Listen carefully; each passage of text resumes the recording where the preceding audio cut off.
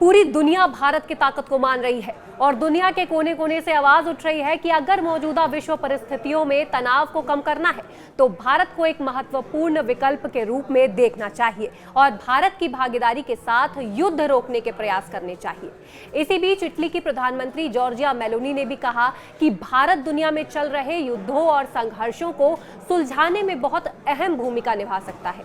New York में संयुक्त राष्ट्र महासभा के दौरान उन्होंने कहा, मुझे लगता है कि भारत इस दिशा में बहुत महत्वपूर्ण किरदार अदा कर सकता है। बता दें कि हाल ही में प्रधानमंत्री नरेंद्र मोदी और इटली की पीएम मेलोनी के बीच टेलीफोन पर बातचीत हुई थी।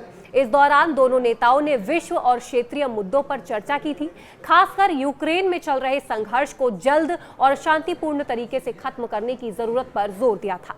पीएम मोदी ने इस दिशा में भारत के पूर्ण समर्थन का भरोसा दिलाया। ये बयान ऐसे समय में आया है जब भारत वैश्विक मंच पर अपनी कूटनीतिक ताकत और शांति स्थापना के प्रयासों के लिए जाना जा रहा है। हाल ही में प्रधानमंत्री नरेंद्र मोदी और मेलोनी के बीच टेलीफोन पर हुई बातचीत में दोनों नेताओं ने क्षेत्रीय और वैश्विक मुद्दों पर विचार साझा किया। इस दौरान यूक्रेन में चल रहे संघर्ष के जल्द और शांतिपूर्ण समाधान पर सहमति जताई गई। पीएम मोदी ने भारत की ओर से इस दिशा में पूर्ण समर्थन का आश्वासन दिया है। दोनों देशों ने 2025-29 के लिए बनाए गए जॉइंट स्ट्रेटेजिक एक्शन प्लान को लागू करने का संकल्प लिया।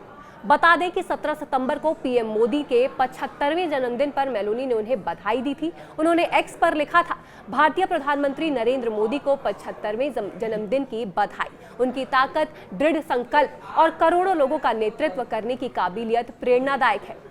दोस्त और सम्मान के साथ मैं उनके अच्छे स्वास्थ्य और ऊर्जा की कामना करती हूं ताकि वे भारत को उज्जवल भविष्य की ओर ले जाएं और हमारे देशों के बीच रिश्तों को और मजबूत करें। भारत और इटली के बीच ये बातचीत दोनों देशों के रिश्ते में नई गर्मजोशी लाई है। वहीं भारत की वैश्विक भूमिका पर मेलोनी के बयान ने इसे और मजबूती दी है।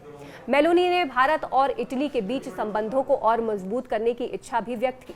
भारत और यूरोपीय संघ एक व्यापक और संतुलित मुक्त व्यापार समझौते को अंतिम रूप देने के लिए प्रतिबद्धता के साथ काम कर रहे हैं, जो दोनों पक्षों के व्यवसायों और उपभोक्ताओं के लिए फायदेमंद होगा।